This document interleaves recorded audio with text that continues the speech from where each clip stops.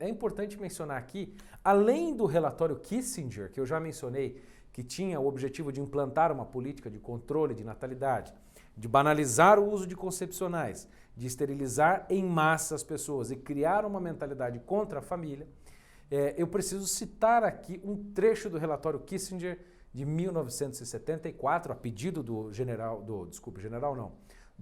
presidente Gerald Ford dos Estados Unidos, um trecho desse relatório que diz, abre aspas, página 111, é preciso ter como prioridade educar e ensinar sistematicamente a próxima geração a desejar famílias menos numerosas.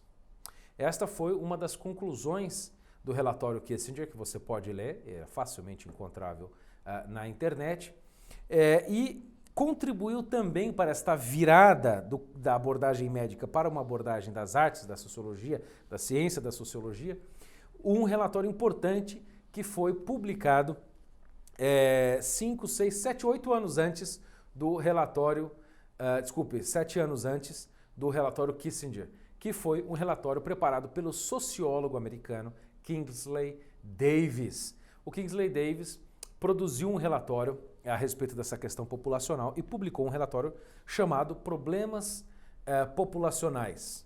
As atuais medidas, as atuais políticas terão sucesso? Esse foi um artigo que ele publicou em que ele diz o seguinte, olha, esta abordagem médica que vocês estão fazendo não vai funcionar. Esta questão é paliativa, porque, como eu já expliquei na aula anterior, vocês vão ter que esterilizar, vocês vão ter que colocar DIU, vocês vão ter que atuar em cada geração. É muito mais fácil, em vez de fazer essas técnicas médicas que vocês têm que tocar diretamente na pessoa, ter um meio, uma clínica para acessar, que vocês façam mudanças na estrutura da sociedade. Mudanças no próprio modo, no modus pensandi, vamos dizer, no modus raciocinandi das famílias e das pessoas, para que elas desejem famílias menores, para que a maternidade seja um fardo. E o Kingsley Davis, que era esse sociólogo que trabalhava para as fundações internacionais, se não me falha a memória, ele trabalhava para a Fundação Rockefeller, ele publicou este artigo chamado Políticas Populacionais, os atuais programas terão sucesso, e isso depois foi publicado num livro chamado Human Society, ou Sociedade Humana. E este relatório do Kingsley Davis propôs uma série de ações, mas que batem mais ou menos com o que o relatório Kissinger disse. E o Kingsley Davis, uma das decisões práticas que ele tinha, era que tinha que se alterar a estrutura da família. Nós tínhamos que quebrar esta ideia de que famílias numerosas são boas e de que família é só uma possibilidade de pai e mãe, homem e mulher, macho e fêmea. De que nós temos que criar novas ideias, novas modalidades de família. É daí que nasce, por exemplo, a justificativa para essas fundações internacionais apoiarem a ideologia de gênero, por exemplo, e movimentos LGBTs, feminismos, etc., que quebra justamente, ou visa quebrar, pelo menos através da ideologia, a concepção natural de família, né? Quebrar, por exemplo, a ideia, outro ponto importante que o relatório do Kingsley Davis produziu em 67, era de que nós tínhamos que mudar o papel das mulheres no mercado de trabalho. Nós tínhamos que transformar a profissão no topo da prioridade das mulheres, né?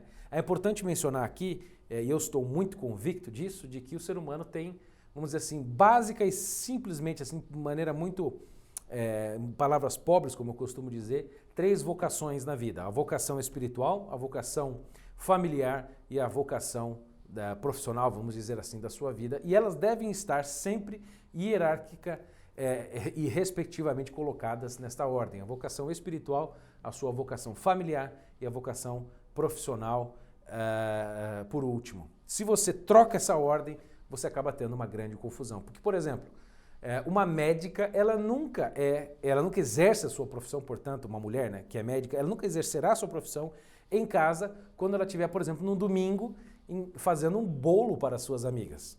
Ela não vai ser médica ali, mas o que ela vai ser? Ela estará exercendo a sua vocação familiar, vamos dizer, se estiver fazendo um bolo também para a sua família, E ela, inclusive, vai mudar o sabor do bolo se a filha dela assim desejar. Se a filha dela não gostar de chocolate e preferir um bolo de morango, ela mudará o bolo em função da família, mas ela não será médica. Ela é mãe o tempo todo, mas ela não é médica o tempo todo. O que mostra, numa simples situação da vida, que existe uma certa prioridade na estrutura da realidade para essa vocação familiar. E ainda mais, uma prioridade da nossa vocação espiritual. Por exemplo, uma médica, vamos continuar mantendo este exemplo, que decide, por exemplo, por objeção de consciência, no hospital que ela trabalha, ela é uma obstetra, ela decide não abortar um caso que chegou lá, mesmo sendo apoiado pela lei, por exemplo, uma gravidez decorrente de estupro, que é amparada pela excludente de ilicitude no nosso Código Penal. Ela decide, por objeção de consciência, não fazer isso. Ela decide não fazer isso porque ela é médica, porque ela é mãe ou porque ela tem uma convicção moral, religiosa, amparada na inviolabilidade da vida, em última análise, de que o ser humano é a imagem e semelhança de Deus. Ela deixará de abortar justamente por causa das suas convicções religiosas e amparadas no direito natural, na sua convicção. O que mostra que a profissão é moldada pelas relações familiares e pela vocação espiritual. E a ideia justamente do Kingsley Davis nestas abordagens era transformar, jogar para cima, nessa ordem de prioridade, a vocação espiritual para baixo, ou até eliminá-la, colocar a vocação familiar como última e a vocação profissional em primeiro lugar. De modo que a mulher, quando se apresentasse, por exemplo, num lugar com pessoas desconhecidas, ela não dissesse: olá, prazer, meu nome é Maria, eu sou mãe, esposa, fulano de tal, eu tenho tantos filhos, eu sou cristã, católica, ortodoxa, protestante, espírita, não interessa. De modo que ela diga agora que ela é médica, que ela é professora, que ela é doutora, antes da sua própria vocação espiritual e familiar. E, na verdade, eles tiveram um sucesso imenso nisso, porque se você conhece várias mulheres, eu tenho certeza que sim, você vai ver que o âmbito profissional tem sacrificado essas duas vocações das mulheres. Elas não podem participar das igrejas em função disso, elas não podem desenvolver muito a sua vida espiritual em função da sua profissão, elas vão ter filhos mais tarde e, portanto, menos filhos em função da sua vocação profissional que está na prioridade. Elas vão decidir ter menos filhos para poder desenvolver melhor a sua carreira ou até não ter filhos. E vão abdicar dessa vocação familiar e também da sua vocação espiritual.